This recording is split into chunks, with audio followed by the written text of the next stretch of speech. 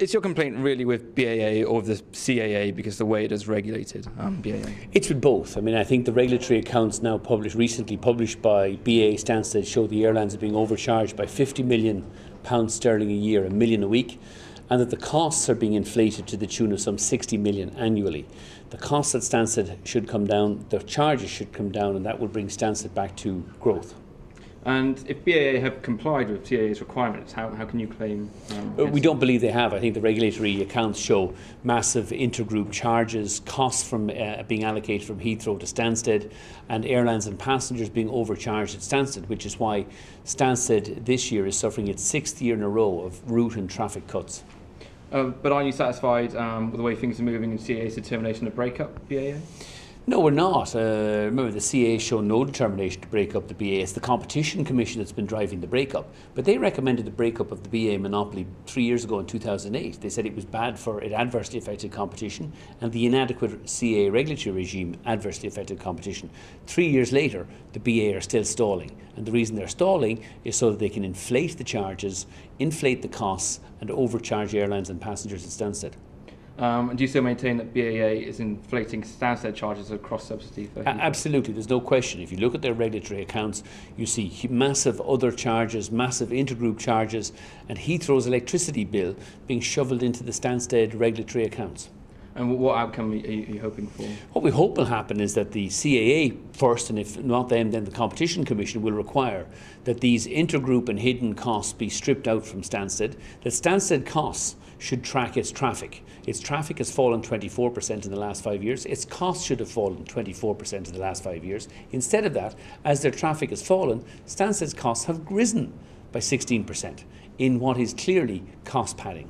And do you know why these costs have risen, or any explanation? I think they've risen because, from a regulatory point of view, the BAA Stansted monopoly wants to show that they're recovering just 6% of the regulatory asset base. But I think the underlying profitability is being massively inflated to increase the resale value of Stansted Airport.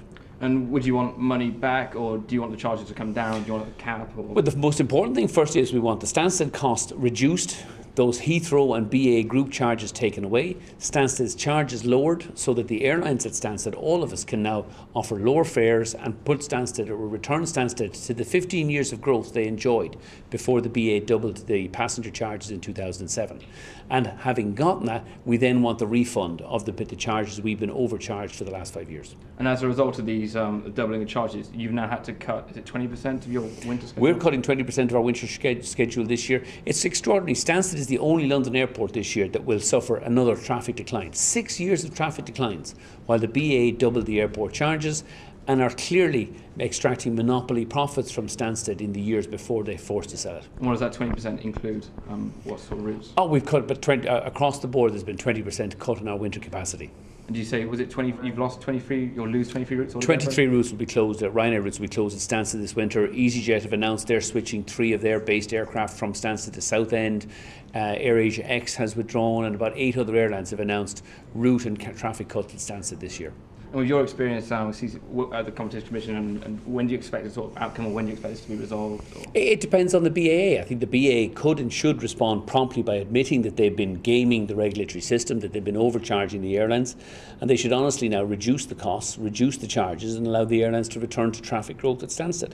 Have you had any support from any other airlines? No, we haven't talked to the other Stansted airlines yet, but we will. We intend to call a meeting of the other Stansted airlines, and I'm sure they'll all support this campaign, because all of us want lower charges at Stansted. We want to be growing traffic at Stansted and giving Stansted consumers and Stansted visitors a better deal. It's the BA monopoly that have been scamming the airlines and the passengers at Stansted in recent years. It has to stop. And there's no chance you'd pull out of Stansted altogether? No, there's nowhere to go.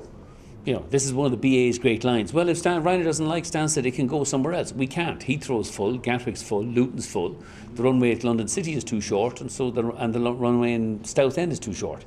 That's the problem for the airlines in Stansted.